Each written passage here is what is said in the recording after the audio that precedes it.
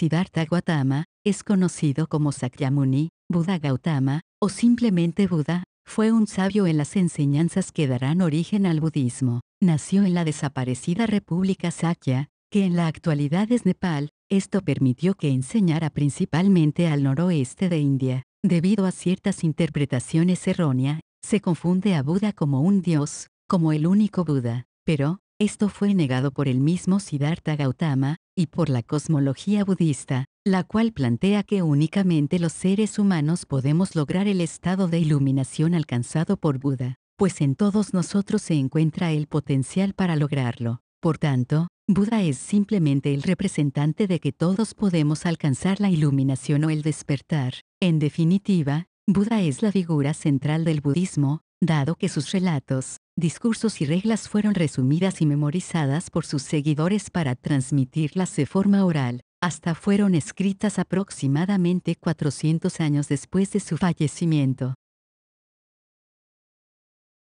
En cuanto a las fechas de nacimiento y de muerte son imprecisas, pues la mayoría de los historiadores plantean que su existencia se encuentra entre 563 al 483 a.C., pero investigaciones más recientes plantean que su muerte se puede ubicar entre 486 al 483 a.C. y según otros entre 411 al 400 a.C. No obstante, esta cronología aún no es aceptada por todos los investigadores, pues se descubrió que el templo maya de Bien Lumbini, que podría ser un santuario budista, que data aproximadamente del 550 a.C., que podría ser la fecha de nacimiento de Buda, retrocediendo aún más las fechas de nacimiento y de muerte. Estas investigaciones se complejizan aún más, pues no se encuentran registros de la vida, ni escritos cercanos a la fecha de muerte de Siddhartha, sino que solo se encuentran los textos budistas de Gandhara, que son los manuscritos más antiguos que se tienen en la actualidad, que se escribieron entre el siglo I a.C.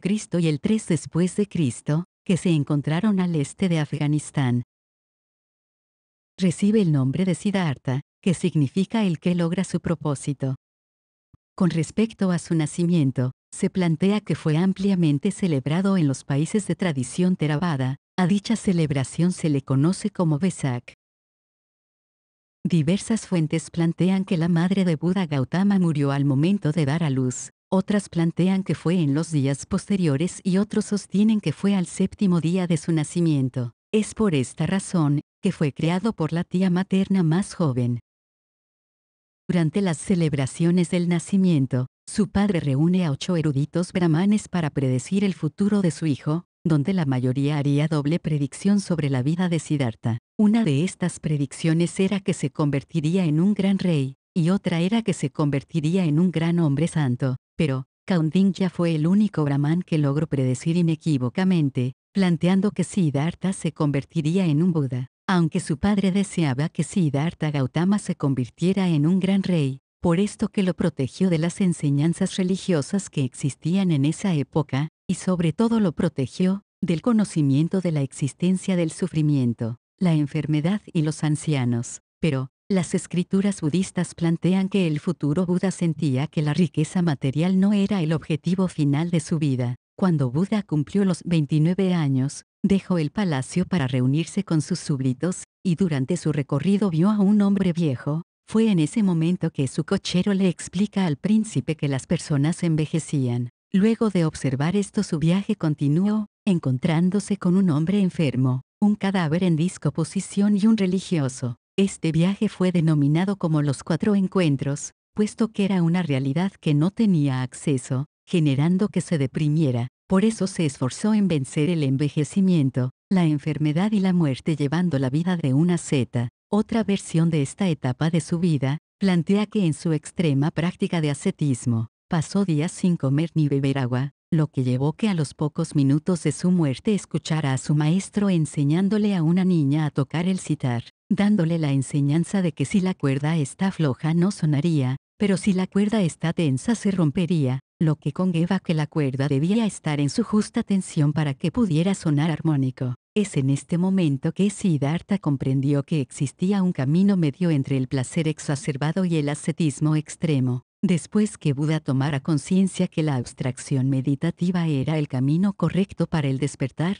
lo que el budismo se conocerá como el camino medio, es decir, es una senda de moderación, lejos de los extremos del hedonismo y la mortificación. El relato cuenta que en una noche de luna llena, Gautama se sentó bajo la higuera arbórea sagrada en Bodh Gaya, jurando que solo se levantaría al encontrar la verdad. Pasaron varias semanas debajo de este árbol, cuando comenzó una tormenta, lo que produjo que desde abajo de sus raíces surgiera Mukalina, que es el rey de los nagas serpiente, se enroscó alrededor de Siddhartha y lo cubrió con su caperuza. Tras 49 días de meditación continua y con 35 años de edad, logra entrar en estado de despertar, tomando conciencia de que ya se había liberado definitivamente. Según algunas tradiciones, este hecho ocurrió en el quinto mes del calendario lunar, mientras que otras tradiciones plantean que ocurrió en el 12º mes. A partir de entonces, Gautama sería conocido como Buda,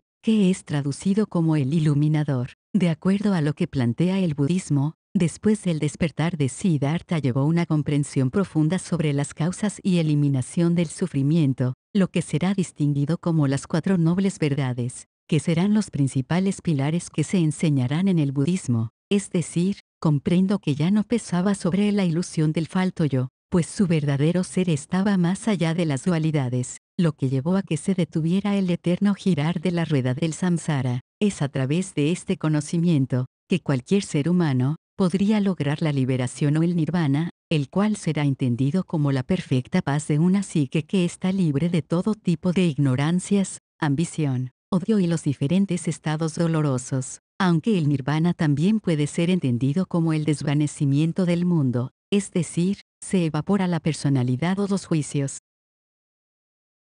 En este estado se adquieren las 10 características que Buda posee, en las que se encuentran 1. Digno o noble. 2. Perfectamente autoiluminado. 3. Perfeccionado en conocimiento y conducta. 4. Glorioso o divino. 5. Insuperable conocedor del mundo. 6. Insuperable líder de personas. 7. Maestro de dioses y humanos. 8. Iluminado o trascendido. 9. Bendecido o afortunado. 10. Conoce la luz y la oscuridad.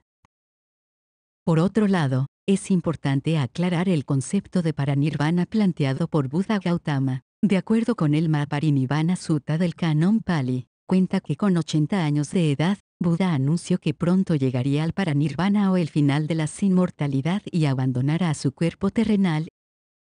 Después de esto cayó gravemente enfermo. Tras su muerte su cuerpo fue cremado y sus reliquias fueron resguardadas en monumentos. Se cree que algunas de dichas reliquias han sobrevivido hasta el presente. Por ejemplo, el templo del diente del Buda en Sri Lanka es el lugar en el que se localiza la reliquia del diente del Buda y que existe en la actualidad.